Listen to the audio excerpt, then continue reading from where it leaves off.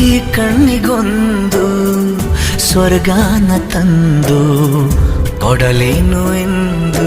ಏನಾಗಲಿ ನನ್ನ ಸಂಗಾತಿನಿ, ನಿನ್ನ ಈ ಕಣ್ಣಲ್ಲಿ ಇದೆ ಕೊನೆಯ ಹನಿ.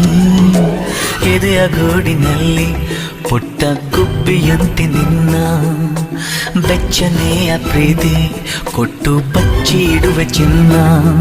ಇತಿಹಾಸದ ಪುಟ ಕಾಣದ ಒಲುಮೆ ನೀಡುವೆ, ಮಳೆಯ ಹನಿ ಉರುಳೋದನಿ ಥರವೇ. ನಗಬಾರದೆ ನಗಬಾರದೆ ನನ್ನೊಲವೇ.